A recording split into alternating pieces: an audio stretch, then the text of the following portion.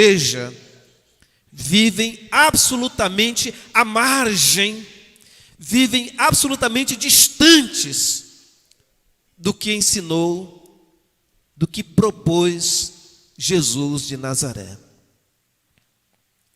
Porque Jesus, no seu tempo, exerceu grande sensibilidade diante do sofrimento humano. Você lembra daquela experiência do cego de Jericó?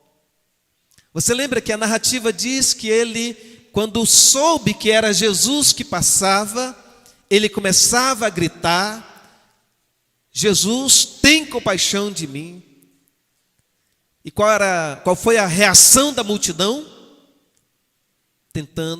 A multidão tentou silenciá-lo. Cala a boca, você não pode atrapalhar o mestre. Jesus então escuta o grito daquele cego, pede que ele seja trazido à sua presença, pergunta o que ele quer. Você lembra o que foi que ele disse? Senhor, eu quero voltar a ver. E a partir daquele momento foi curado, e não só foi curado, mas passou a segui-lo. Você lembra daquela experiência com os leprosos?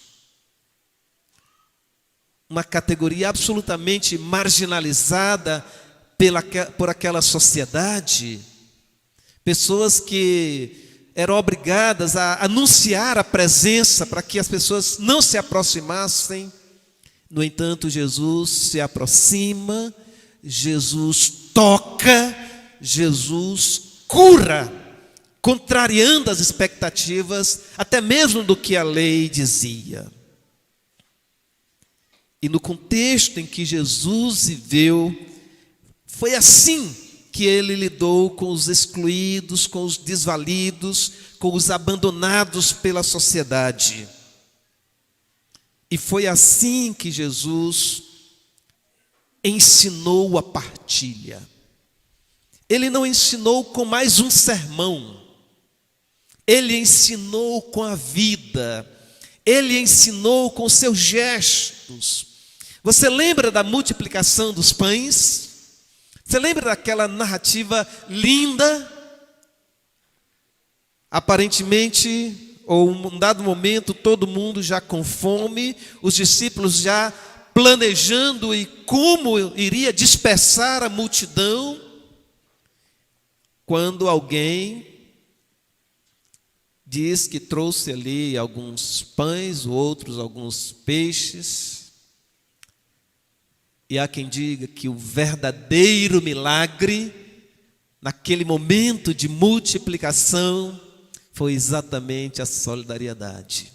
Foi exatamente a predisposição de alguém e mais alguém e mais alguém apresentar o que tinha trazido, com aquele sentimento individualista de comer só para guardar para si, de repente a partilha. E eu não sei, pastor Danilo, pastor Israel, dois queridos amigos, se já houve alguma experiência nesta comunidade de propor um junta-panela e faltar comida. Nunca. Eu não lembro ter visto ainda. Ainda que tem alguém, sempre alguém com pouca fé, né? Sempre alguém achando que vai faltar comida, vai faltar, mas não falta. Porque a cada junta-panela, a igreja experimenta a multiplicação, o milagre da multiplicação, porque é exatamente o milagre da partilha, o milagre da solidariedade. E Jesus ensina a partilha, como eu falava, não mais apenas com um sermão, mas ensina a partilha a partir do olhar compassivo e misericordioso o tempo todo. Lembra do olhar de Jesus, aquela multidão desgarrada? Quando ele vê aquela multidão e sente profundamente e chora, porque aquela multidão parecia desgarrada como ovelha sem pastor. E ali Jesus chora de compaixão. Quando eu digo que a experiência narrada por Lucas em Atos mostra a essência da igreja na sua origem, que é a solidariedade, é porque esta igreja deve aprender com Jesus, deve reaprender a olhar para Jesus, a escutar Jesus, a observar os gestos de Jesus. E essa experiência de Atos 4, a comunidade vai além da partilha da palavra.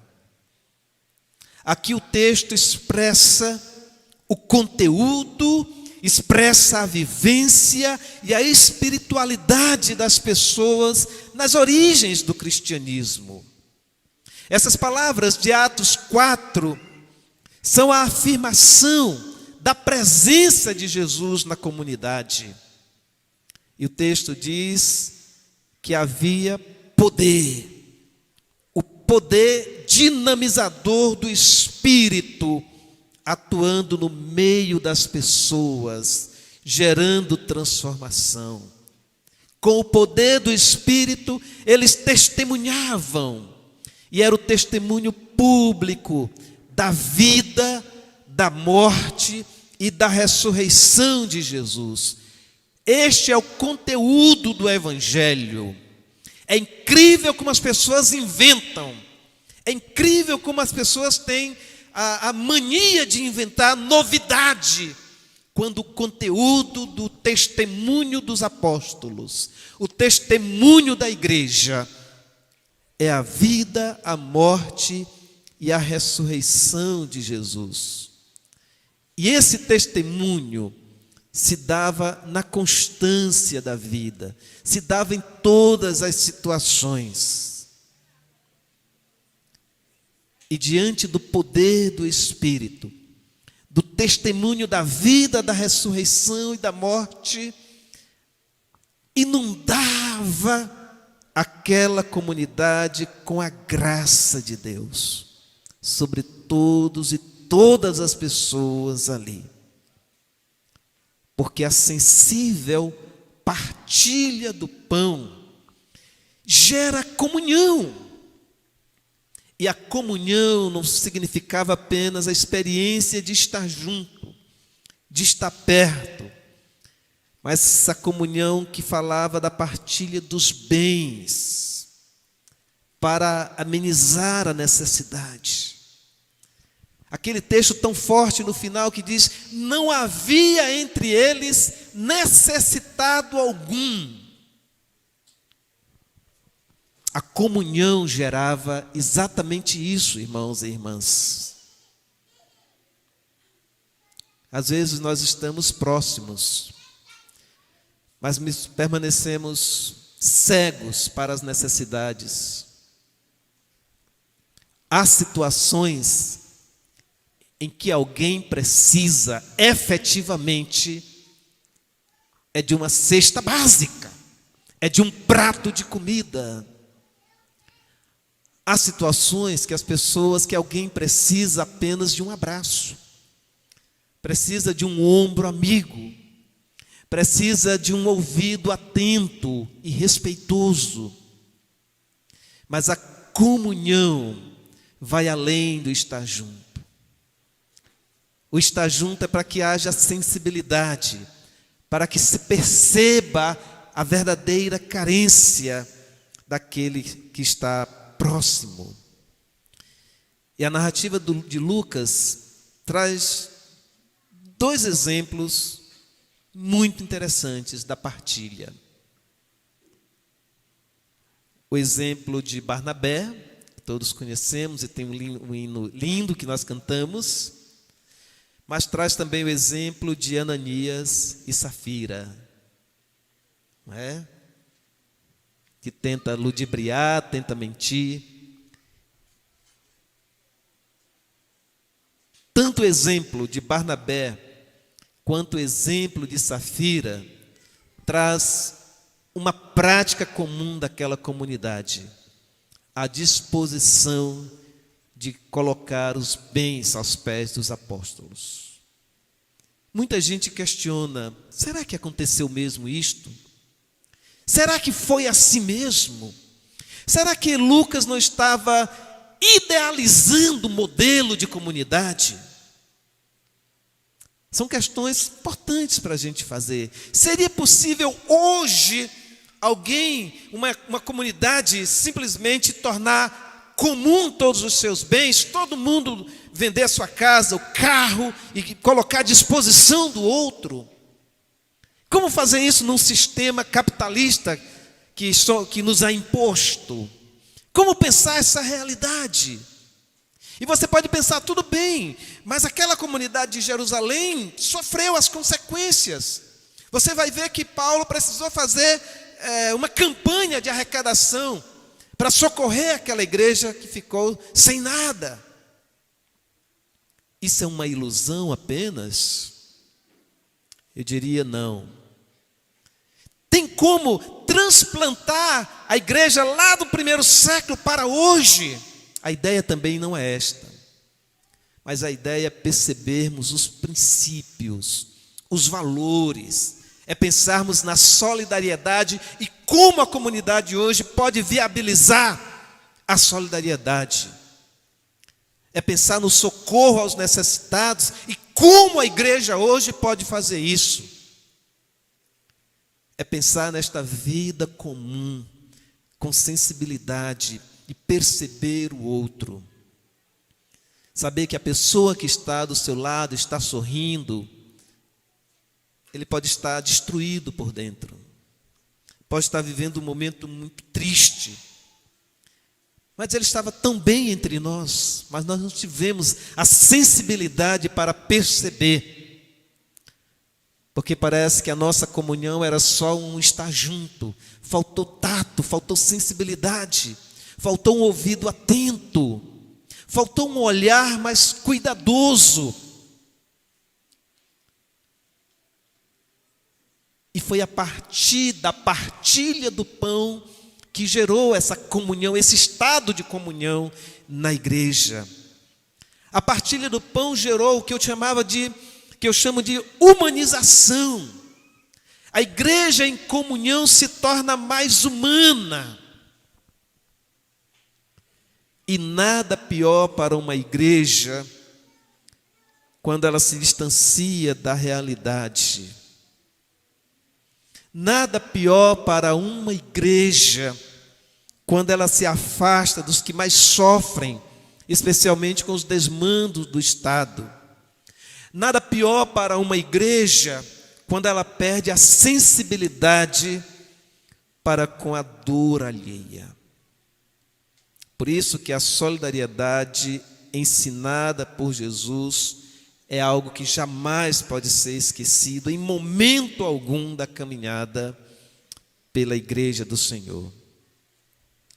Não podemos e não devemos esquecer de lançar o olhar solidário e misericordioso diante do sofrimento humano, sob pena de nos desumanizarmos. Essa experiência, irmãos e irmãs, é a concretização do impacto que a palavra exerce na vida de cada um de nós.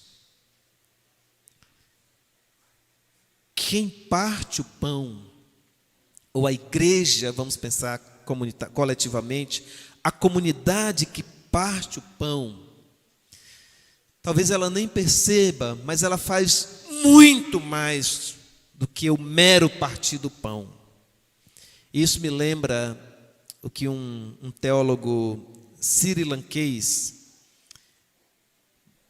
dizia sobre a ceia do Senhor. Para quem já está aqui há 18 anos, às vezes celebrar a ceia se torna só mais um dia de ceia. Por mais que o pastor faça uma reflexão interessante, por mais que ele proponha algo inovador para a ceia, mas muitas vezes é só mais um momento aqui. Mas esse teólogo chamado Tissa Balasuya, ele dizia que a ceia do Senhor tem um caráter revolucionário. Ele dizia que, ao longo dos anos, a igreja tentou domesticar a ceia do Senhor, tornando-a um mero rito, quando na verdade ela tem um caráter revolucionário, porque ela se torna, ao participarmos da ceia do Senhor, ao participarmos da partilha do pão e do vinho, é como se estivéssemos assumindo o compromisso, assim como estamos aqui, cada um participando do pão. Eu quero assumir o compromisso de lutar para que este mesmo pão chegue a todas as mesas, para que em nenhum lugar alguém passe fome. E muitas vezes, em muitos símbolos religiosos, nós conseguimos domesticar. E a ceia do Senhor é um deles. O corpo de Cristo servido é o compromisso de todos os seguidores e seguidoras de Jesus de lutar para que todos tenham pão todos os dias. Eu queria, pastor Danilo, que você lembrasse disso a esta comunidade, a cada ceia do Senhor. Ao partir o pão, ao participarmos ali, nos relembrarmos que aquele sim é o sacrifício de Jesus, mas em nome deste sacrifício eu quero lutar para que todas as pessoas tenham pão de cada dia. Porque quem reparte o pão, irmãos e irmãs, não deve estar interessado em saber qual é a religião daquela pessoa que está recebendo o pão. Quem reparte o pão não deve esperar retorno ou benefício por esta ação efetivada. Porque quem reparte o pão, ele sabe que a sua fé se materializa naquele gesto. Por isso eu amei tanto o tema proposto: partir o pão, repartir a vida. Ou seja, partir o pão é também repartir a vida. Quem parte o pão, reparte o suor. Quem parte o pão, reparte o dinheiro. Pastor, que história é essa? Repartir dinheiro? Sim. Pão não chove, não nasce em árvore.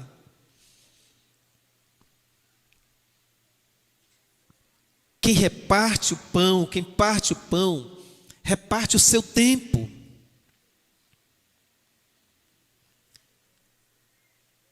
E repartir a vida é, mais uma vez, lutar para que o pão nosso de cada dia esteja em todas as mesas. Partir o pão e repartir a vida é lutar contra toda e qualquer injustiça, contra toda e qualquer exclusão e violação de direitos. E o campo de atuação é exatamente o lugar em que você se encontra. Eu acho muito interessante a proposta missionária da nossa tradição batista. E nós somos fruto de um trabalho missionário. Mas é incrível que na igreja, quando se fala em missões, normalmente a gente pensa em ações distantes. Fala de um missionário e você pensa logo em alguém na África, alguém em outro estado, numa outra região. E quando o chamamento, além de todos esses lugares, precisamos pensar na nossa atuação no lugar onde nós nos encontramos. É aquilo que eu chamo, é a nossa atuação no olho do furacão. No lugar das nossas contradições. É aqui mesmo no nosso bairro. É aqui mesmo na nossa vizinhança. Aqui é o campo de atuação desta comunidade. Quem reparte o pão também necessariamente reparte a vida. E às vezes, irmãos e irmãs, esse ato de tanto repartir o pão e repartir a vida, este ato de doar-se, a gente se vê com limites. E nós, pastores, bem sabemos disso. Sabemos tanto de ouvir os outros, quando muitas vezes precisamos também que alguém nos escute.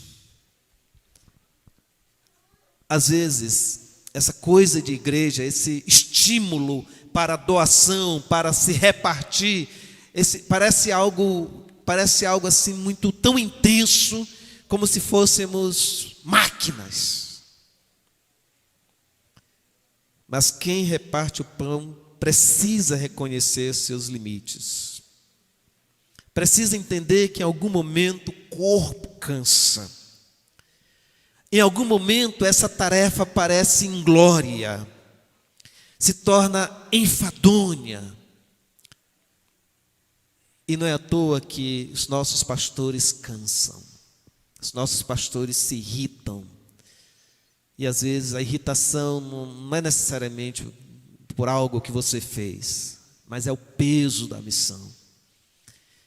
E às vezes nós estamos tão preocupados em repartir o pão e repartir a vida com as pessoas lá de fora, que não conseguimos olhar com um olhar de graça e misericórdia com aqueles que estão mais próximos, especialmente os nossos líderes. Porque quem reparte o pão reconhece os seus limites. E é tempo de perceber no irmão ou na irmã que há momentos na caminhada que se precisa de um ombro amigo, que se precisa dividir um pouco o peso. Porque esse ato de doação também cansa. E quando a igreja consegue perceber isso, a comunhão efetivamente se concretiza. A doação efetivamente ganha um novo sentido, porque parece só assim a gente se torna realmente irmão, só assim a gente se torna realmente irmã. Agora, esta nobre causa da doação é motivada pelo amor a Deus acima de tudo. É motivada pelo desejo de ver a justiça do reino instaurada. E já estou concluindo dizendo que a comunidade se torna verdadeira comunidade quando partilha. E quando esta comunidade partilha, nela permanece a graça do Senhor. E quando nela permanece a graça do Senhor, ela se torna fiel testemunha de Jesus em todas as suas dimensões e em todas as suas consequências. E o meu desejo e a minha oração para esta comunidade que completa 18 anos é que o ministério da partilha possa ser uma realidade. Partilhe do pão, a partilha da vida, do tempo, do suor, das lágrimas, como bem falou o pastor Danilo, cuja motivação é Jesus de Nazaré. Nós não precisamos de novas grandes igrejas. Eu não sei nem se a gente precisa de outras igrejas.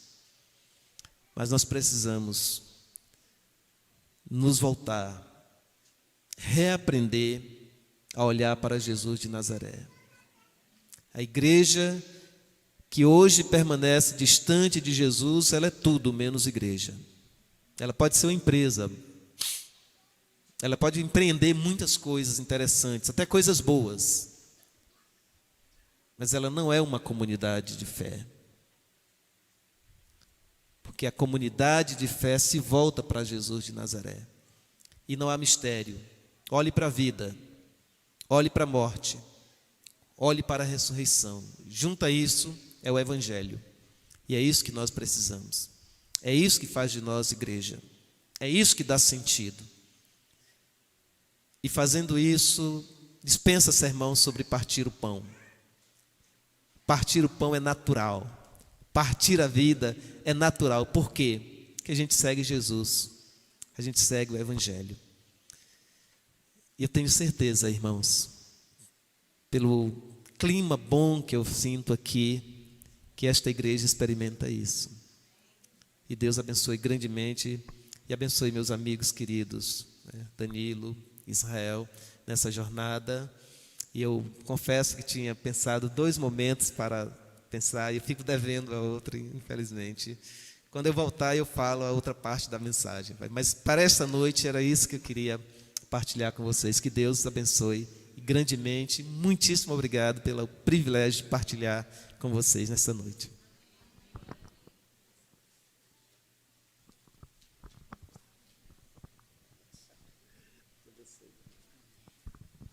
Graças a Deus. Eu pedi que o Senhor fique ainda aqui, que nós vamos orar, agradecer a Deus por isso. O pastor Valdir, de uma forma muito pessoal, tem partilhado a vida conosco, né? Tem sido um exemplo para mim, para Danilo, um incentivo de fé. E pastor Valdir foi meu examinador na prova do concílio, né?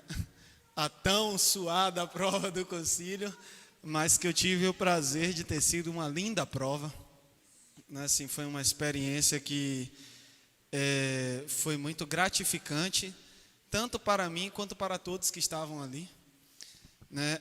A experiência de tê-lo como examinador, e certamente isso é uma bênção para as nossas vidas. Nós somos muito abençoados por isso, realmente ganhamos um presente nessa noite. Nós vamos orar.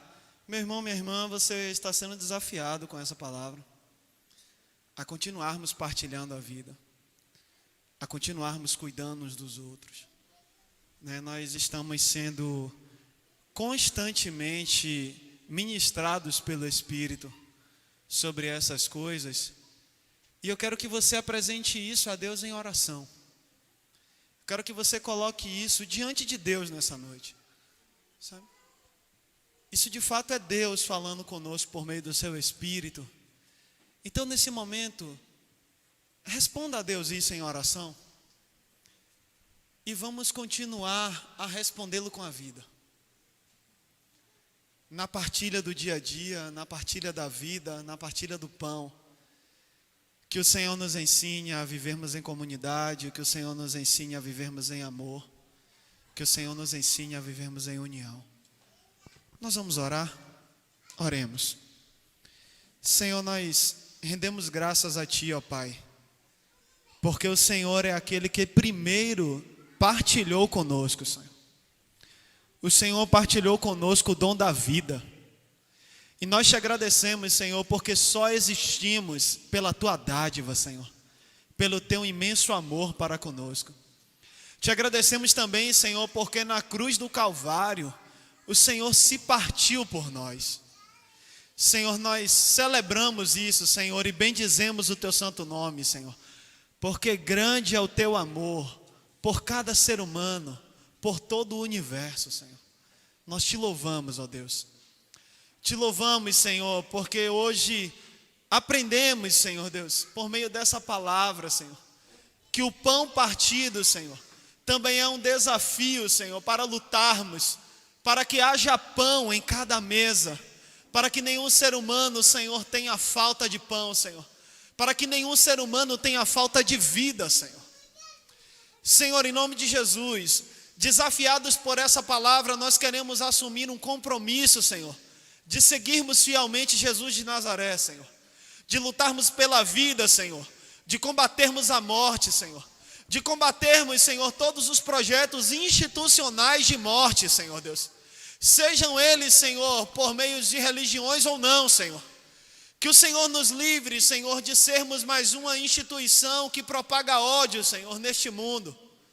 Mas que sejamos, Senhor, pelo contrário, a comunidade do amor, Senhor. uma comunidade que divide a vida uns com os outros, uma comunidade que cuida de cada ser humano que está próximo de nós, Senhor.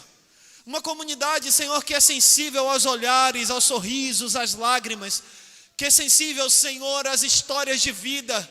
Uma comunidade que é um ombro amigo, uma comunidade, Senhor, de amigos e amigas, umas das outras, Senhor, uns dos outros. Ensina-nos, Senhor, a vivermos assim.